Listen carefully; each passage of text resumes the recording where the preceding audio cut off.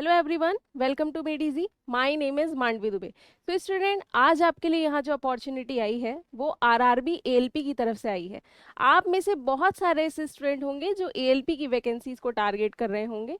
तो आपके लिए हमने इसका शॉर्ट नोटिफिकेशन भी कवर कर रखा है, आपको मेड इजी के चैनल पे मिल जाएगा। आज इसका डिटेल नोटिफिकेशन आ चुका है, तो आज हम इसको डिटेल में कवर करने वाले हैं। तो आप देख सकते हैं यहाँ पे government of India ministry of railways की तरफ से ये नोटिफिकेशन आया है। रेलवे रिक्रूटमेंट बोर्ड ने यहाँ पे दिया है। तो आप देख सकते हैं यहाँ पे सीएन नंबर भी यहाँ पे इंक्लूडेड है और यहाँ पे पूरा मैप के साथ बताया गया है कि कौन कौन से आरआरबीज हैं हमारे इंडिया में। तो यहाँ पे हम देख सकते हैं government of India ministry of railways recruitment of assistant loco pilot यहाँ रहने वाला है। अगर हम यहाँ पे इसकी date of indicative notice in employment news 29/3/2025 में ही ओपनिंग डेट जो है ऑनलाइन एप्लीकेशन सबमिशन की वो है 12/4/2025। यहाँ पर 12 अप्रैल से यहाँ से स्टार्ट हो जाएंगे और जो इसकी क्लोजिंग डेट है एप्लीकेशन की वो आपकी 11 मई 2025 मेंशन कर रखी है। यानी इसकी जो लास्ट डेट है एप्लीकेशन को फिल करने की वो आपकी हो जाएगी 11 मई 2025। ओके, और फीस पेमेंट की जो लास्ट डेट रहेगी आपकी वो 13 मई 2025 रहने वाली है। तो इस लास्ट डेट से पहले आप अपने फॉर्म को फिल कर लीजिएगा। इसके बाद अगर हम बात करें तो असिस्टेंट लोको पायलट का जो पी लेवल रहेगा in level 7 CPC level 2 initially आपका 19,900 रहने वाला है। मेडिकल स्टैंडर्ड A1, एज जो है वो 18 to 30 ईयर्स होनी चाहिए आपकी। टोटल वैकेंसीज ऑल आरआरबीज की मिला करके 9,970 वैकेंसीज यहाँ पे मेंशन इन्होंने कर रखी हैं। RRB wise, railway zone wise detail distribution हो रखा है वैकेंसीज का। और यहाँ पे इंपॉर्टेंट इंस्ट्रक्शंस हैं, इन्हें जरूर रीड करिएगा। ये जो पीडीएफ है नोटिफिकेशन की, ये आपको वीडियो के डिस्क्रिप्शन बॉक्स में मिल जाएगी, आप वहां जाके भी इसको गो थ्रू कर सकते हैं। ओके स्टूडेंट, इंपॉर्टेंट इंस्ट्रक्शन की अगर हम यहाँ पे बात करें तो ऑनलाइन एप्लीकेशन ये ऑनलाइन फिल किया जाएगा। दूसरी चीज, candidate waiting for final result of prescribe educational और technical qualification are not eligible to apply. यहाँ पर सारी चीजें दे रखी कि कौन एलिजिबल है और कौन नहीं है। और अगर हम इसके आगे बात करें स्टूडेंट, तो eligibility of the candidate will be provisional based on the strength of details, जो कि यहाँ पे डिटेल्स सारी मेंशन कर रखी है। क्या एज रहने वाली है, क्या क्राइटेरिया रहने वाला है। एज का मैंने आपको बताया 18 से 30 ईयर्स के बीच आपकी एज होनी चाहिए। दूसरी चीज मेडिकल फिटनेस है। यहाँ पे सिलेक्शन कैसे रहेगा, आरआरबी वाइज और रेलवे वाइज वैकेंसी जो है सीएनआर प्रोविजनल है और ये इंक्रीज और डिक्रीज भी हो सकती हैं एज पर रिक्वायरमेंट। तो यहाँ पर ऐसा नहीं कि फिक्स ही नंबर रहेगा, ये इंक्रीज और डिक्रीज भी हो सकती हैं। ओके, आगे बढ़ेंगे स्टूडेंट। और भी क्या क्या यहाँ पे डिटेल दे रखी है, काफ़ी सारे जनरल इंस्ट्रक्शन मेंशन कर रखे हैं।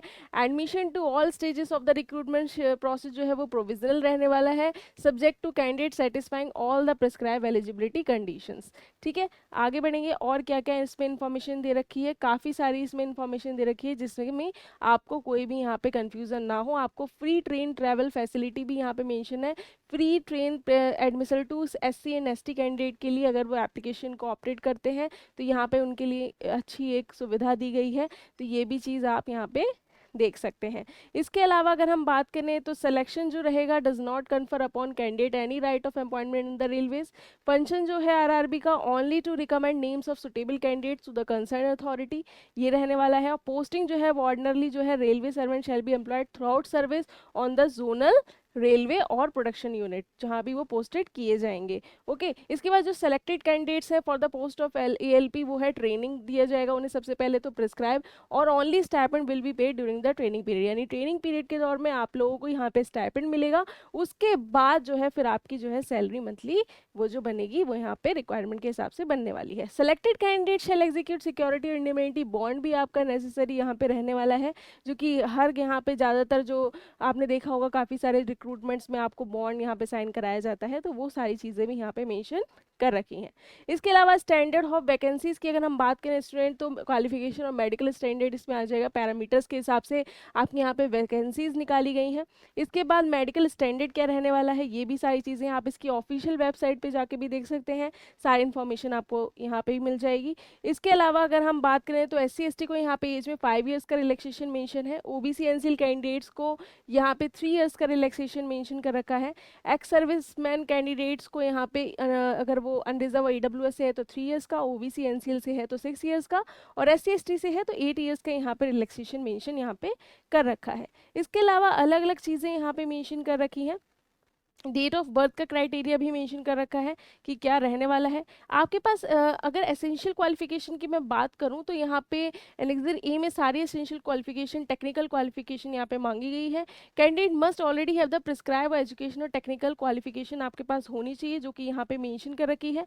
और अगर हम यहाँ पे एग्जामिनेशन फीस की बात करेंगे स्टूडेंट, तो फॉर ऑल कैंडिडेट्स तो उनकी जो हो जाएगी वो out of the fee of ₹500, 400 shall be refunded duly deducting bank charges, 500 fees रह जाती है। और फॉर कैंडिडेट जो कि SC ST ex serviceman, female, transgender, minority और EBC से बिलोंग करते हैं, तो यहाँ पर 250 रहने वाली है।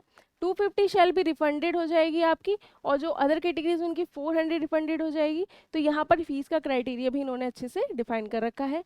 मोड ऑफ ई पेमेंट आपका ऑनलाइन रहेगा।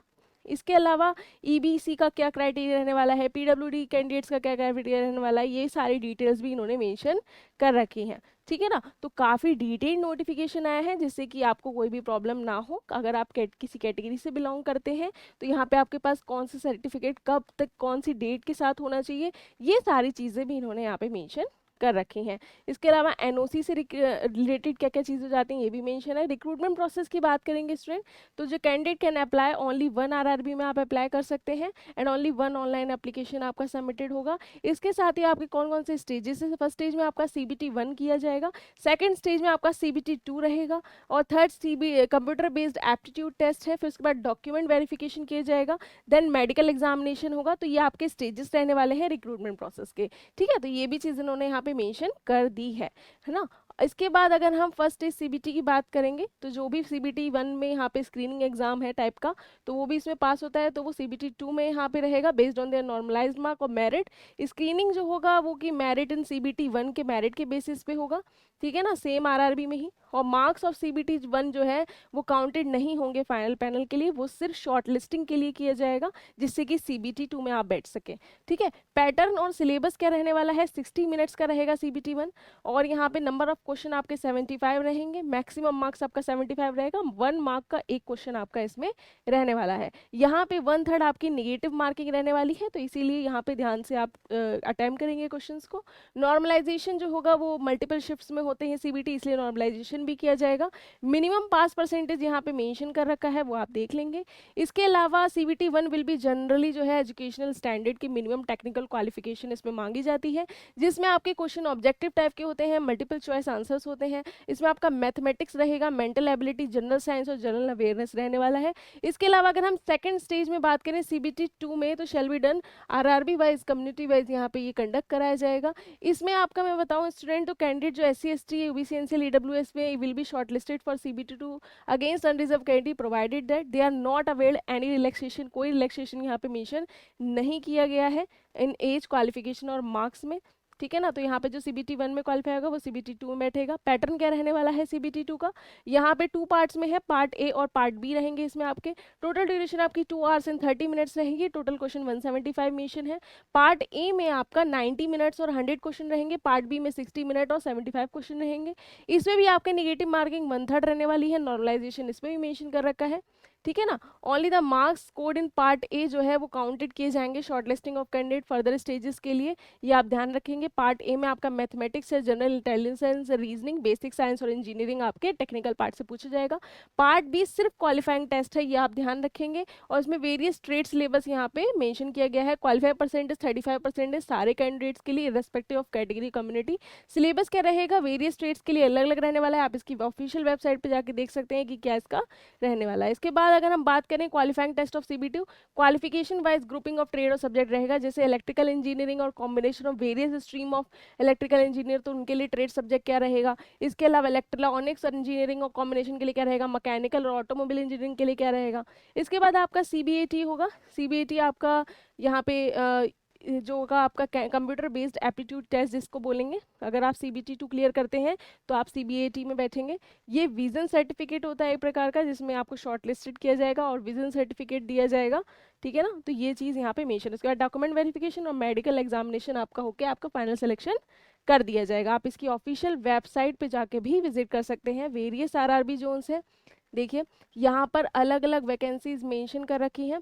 पोस्ट वाइज पैरामीटर है असिस्टेंट लोको पायलट।